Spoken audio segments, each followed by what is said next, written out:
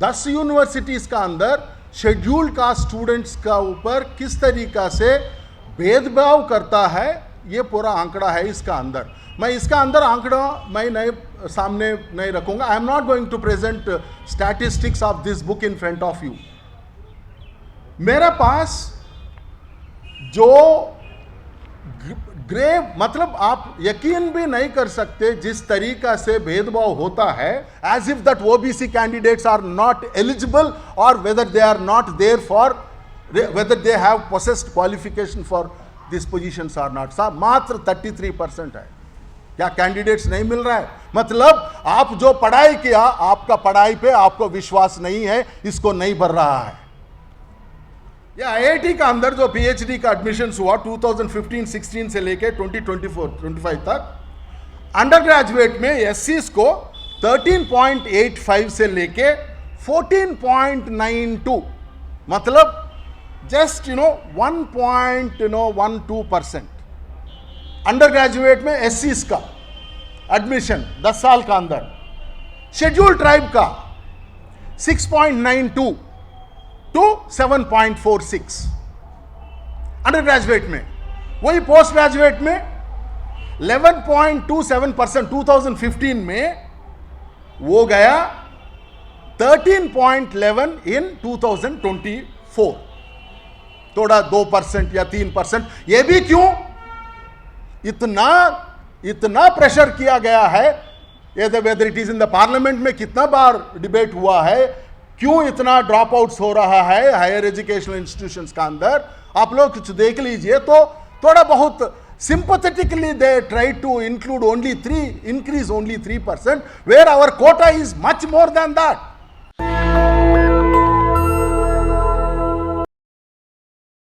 मेरा एक बेसिकली, मैं आपको सबको पता है, पिछले 3 हफ्ते से इस मुद्दे पे किस तरीक़ा से चर्चा हो रहा है पूरा देश भर, तमाम यूनिवर्सिटीज़ में और सिविल सोसाइटी का अंदर भी। आम जनता लोग भी सड़क पे उतर के अपने आने वाला पीढ़ी लोगों का अस्तित्व को किस तरीके से यूनिवर्सिटी का अंदर ये जो 2026 एक्ट को वापस लाने के लिए कोशिश कर रहा है।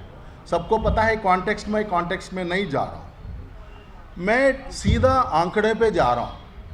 जिस तरीका से एक्ट लागू भी नहीं हुआ, आर्गुमेंट्स क्या हो रहा है, ये एक्ट मिसयूज होगा। भाई आपके पास क्या सबूत है ये आर्गुमेंट मिसयूज होगा बोलने के लिए? नंबर 1, हमारा पास सबूत है। पिछले 15 साल से तमाम यूनिवर्सिटी में घूम के बहुत लोग रिसर्च किया, हम भी रिसर्च किया इस पे। मतलब ये किताब इसीलिए दिखा रहा हूँ, मेरा किताब है मार्केटाइज करने के लिए नहीं है। प्रेस लोग प्लीज़ आप पढ़ लीजिए। फ्री वेबसाइट्स में 6 फ्री वेबसाइट्स में आपको ये किताब मिलेगा, डाउनलोड करके पढ़ लीजिए। 10 यूनिवर्सिटीज़ का अंदर शेड्यूल्ड कास्ट स्टूडेंट्स का ऊपर किस तरीका से भेदभाव करता है, ये पूरा आंकड़ा है इसका अंदर। मैं इसका अंदर आंकड़ा मैं नहीं सामने नहीं रखूंगा। I am not going to present statistics of this book in front of you. मेरे पास जो ग्रेव, मतलब आप यकीन भी नहीं कर सकते जिस तरीका से भेदभाव होता है, जो पिछले 2021 से लेके 2025 तक आईआईटीज़ का अंदर 5 साल का अंदर 65 सुसाइड्स होता है।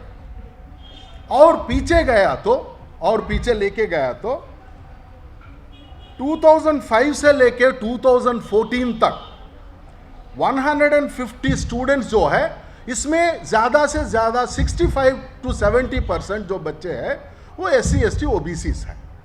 ये नहीं है दूसरा कैटेगरी लोग, जनरल कैटेगरी लोग सुसाइड नहीं कर रहा है, ये नहीं बोल रहे हैं हम। मतलब उनके there might be discrimination, you know, they might be facing, or n number of things might be there where they are also might be facing. मतलब तमाम इतना, मतलब ज़्यादा से ज़्यादा देख लीजिए कहाँ कौन सा आईआईटी में सुसाइड्स हो रहा है। 26 suicides from IIT Madras, 20 from IIT Kanpur, 20 from IIT Kharagpur, 13 from IIT Guwahati, 11 from IIT Delhi, 10 from IIT Mumbai, 8 from IIT Hyderabad, 7 from IIT Roorkee, and rest of the thing एक धीरज सिंह करके एक बोल के एक IIT का अलुमनस है, वो तमाम लगातार इसी पे काम करता रहा है, उसका कलेक्शन है ये नंबर 1। नंबर 2, हमने ये RTI द्वारा फाइल किया है। हमारा पास सारा सबूत, हम हवा में आंकड़ा नहीं दे रहा है, पूरा RTI फाइल करके तमाम यूनिवर्सिटी में 46 सेंट्रल यूनिवर्सिटीज में कितना पोजीशंस को फिल किया, IIMs का अंदर कितना पोजीशंस को फिल किया, प्रोफेसर, एसोसिएट प्रोफेसर और असिस्टेंट प्रोफेसर का ये आंकड़ा है। मैं अभी उसका आंकड़ा आपके सामने रख रहा हूं। उसका पहले हैदराबाद यूनिवर्सिटी में 2023 में मेरा पास वो भी है, आपको चाहिए तो हम दे देंगे सब चीज। 2023 में अंबेडकर स्टूडेंट्स एसोसिएशन ने एक RTI फाइल किया, PhD एडमिशंस में वाइवा में किस तरीके से भेदभाव होता है। I am presenting you the number. उसमें रिटन टेस्ट का 70 मार्क्स होता है, वाइवा 30 मार्क्स होता है। एक SC का मैं पढ़ रहा हूं, वो जो आंकड़ा जो है, इलेक्ट्रॉनिक सब्जेक्ट में an OBC candidate who appeared for PhD entrance test secured 40 out of 70। एक OBC को 40 मार्क मिलता है 70 रिटन टेस्ट में, and in written exam but he was awarded only 2 marks, सिर्फ 2 मार्क्स मिलता है उसको, जिसको 40 मार्क मिलता है रिटन टेस्ट में OBC कैंडिडेट को। और a candidate who is unreserved, मतलब उसमें जो जनरल कैटेगरी का जो बात चल रहा है, वो अनरिजर्व्ड बंदे को, कोई भी हो, इधर मैन और women, we don't know about that, some candidate 24.5 marks मिलता है उसको रिटर्न में। OBC को 40 मिलता है, अनरिजर्व्ड को 24.5 मार्क्स मिलता है रिटर्न में। उसको इंटरव्यू में मिलता है 25, मतलब उसको रिटर्न में जितना मिला उससे ज्यादा मार्क्स इंटरव्यू में दिया गया है। मात्र ये छोटा सा, these are all very tip of the iceberg। और an SC candidate who secured 29.75 in the written got only 2 marks। तो इस तरीका से हम आपको बोलता रहा, तो एक इंटरेस्टिंगली ये जो है,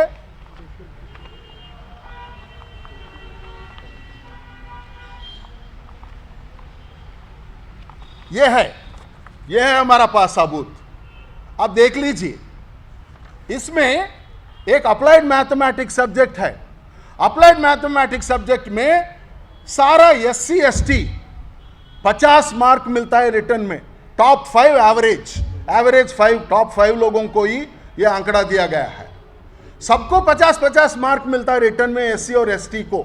OBC को मिलता है 45 to 39 रेंज में।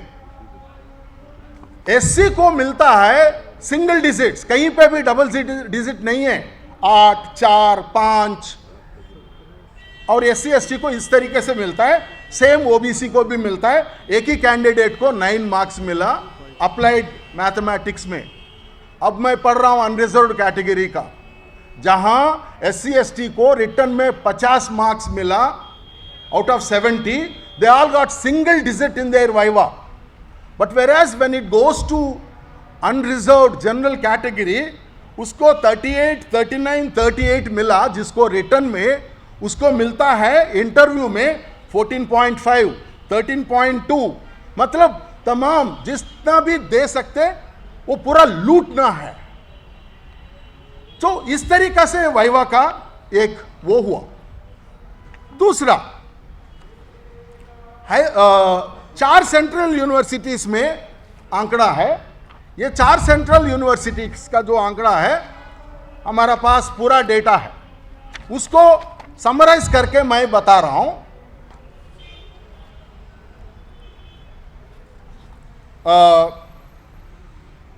HCU हैदराबाद सेंट्रल यूनिवर्सिटी में आउट ऑफ द ये 5 साल का सैंक्शन पोजीशंस है, 2020 से लेके 2024 तक सैंक्शन पोजीशंस, प्रोफेसर्स कितना बड़ा, एसोसिएट कितना बड़ा और असिस्टेंट कितना बड़ा, जनरल कैटेगरी कितना बड़ा, शेड्यूल्ड कास्ट कितना पोस्ट बड़ा है, या एससी कितना बड़ा, वो तमाम एसटी ये सब जो है आंकड़ा देखा तो आपको यकीन नहीं कर पाओगे।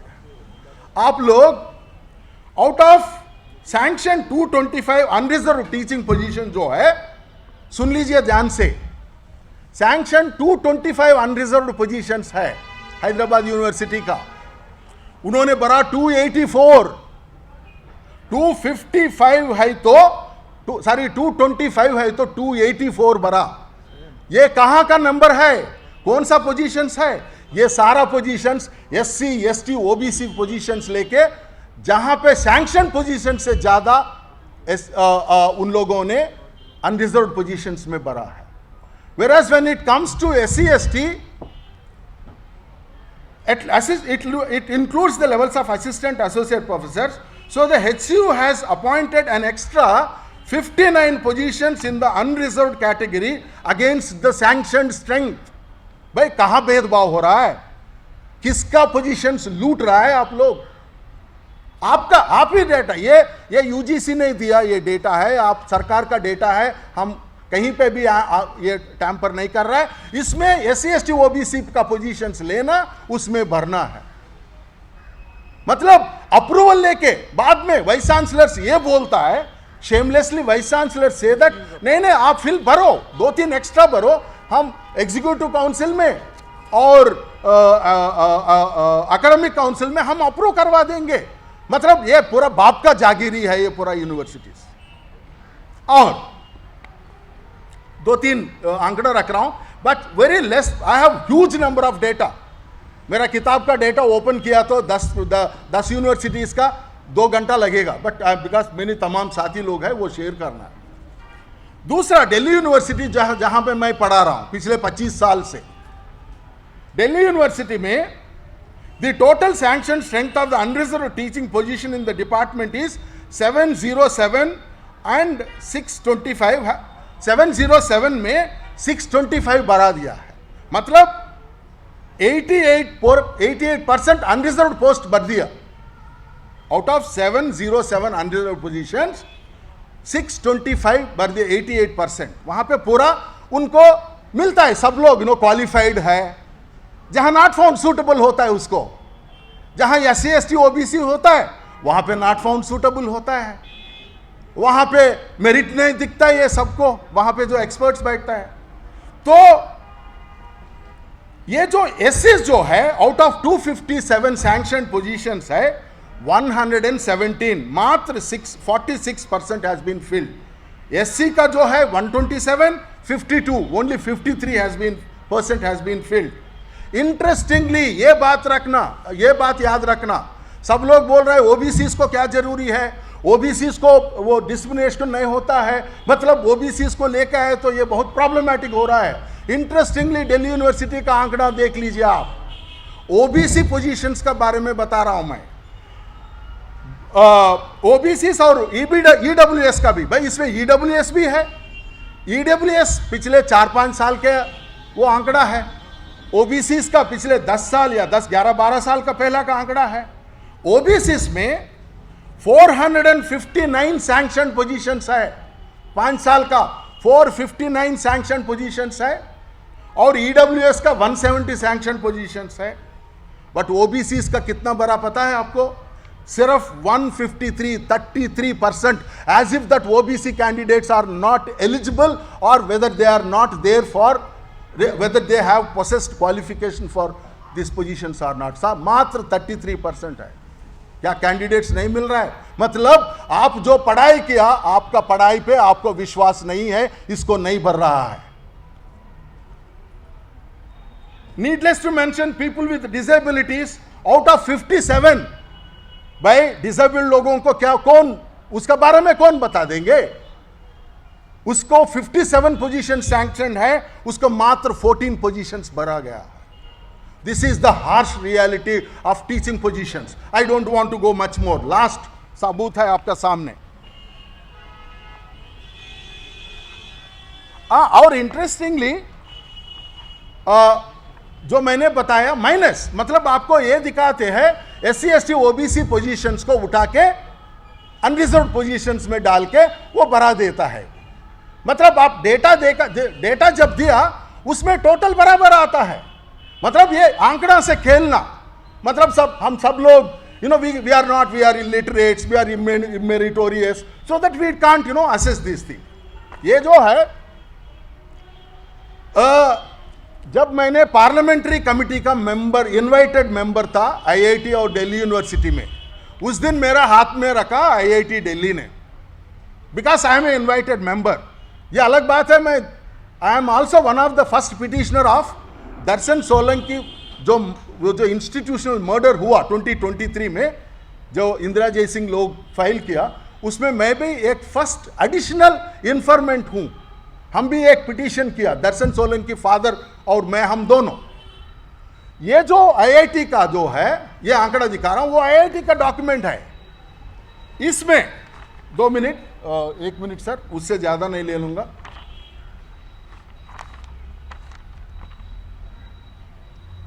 ये जो staff, strength of teaching staff, वो जब अभी जो कितना लोग पढ़ा रहा है,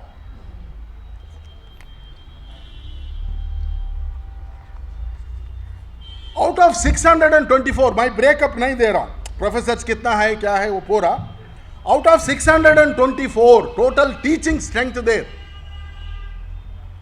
total number of employees in position, SCs मात्र 20 है, 20, सिर्फ 20। ये भी पब्लिक फंडिंग इंस्टीट्यूशंस है। JNU का ऊपर जोक फैलता है ना, पब्लिक इंस्टीट्यूशंस को, पब्लिक फंडेड इंस्टीट्यूशंस को किस तरीके से दे आर मिसयूजिंग।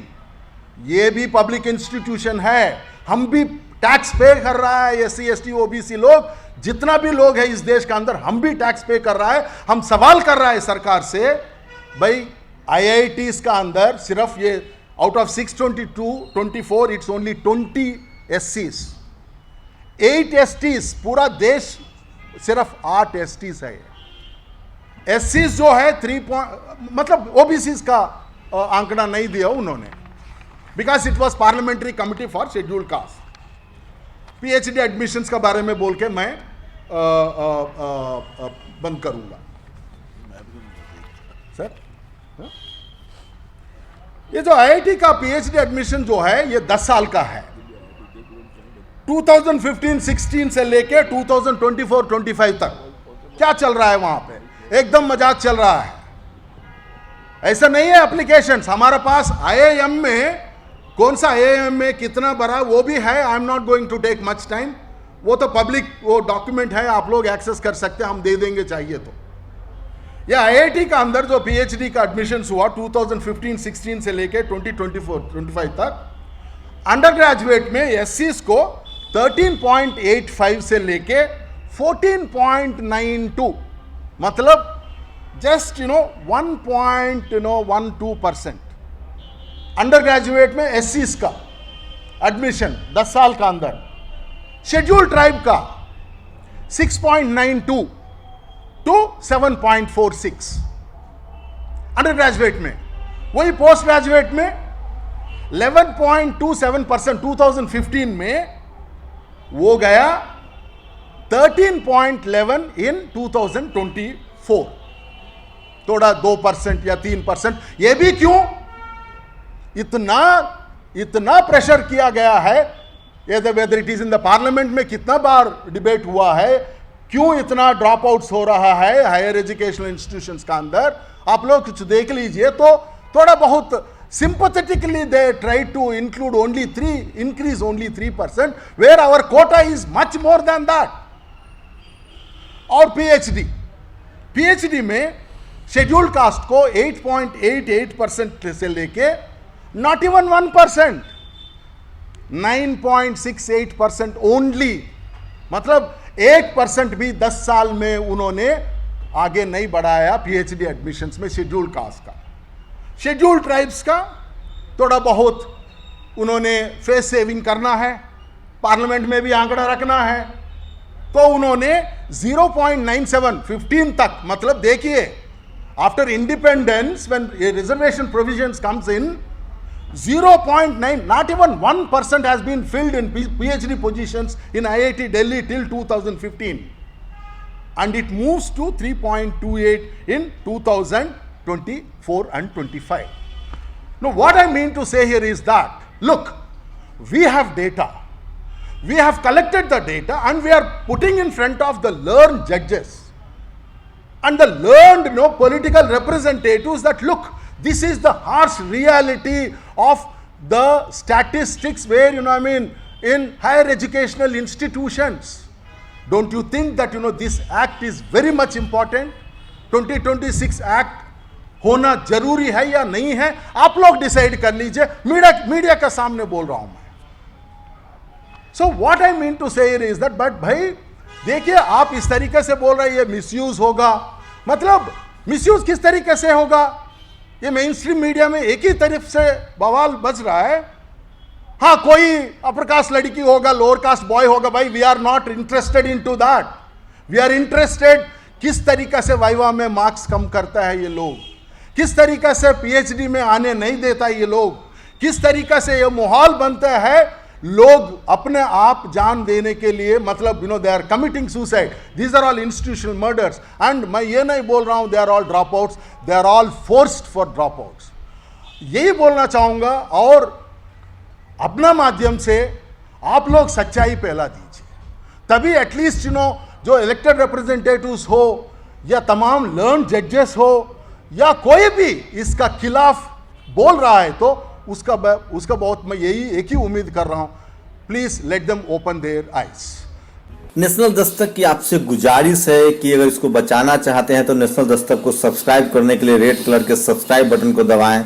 फिर बेल आइकन की घंटी दबाएं। नेशनल दस्तक को बचाने के लिए बहुत जरूरी है कि हर खबर को शेयर करें, लाइक करें, कमेंट जरूर करें।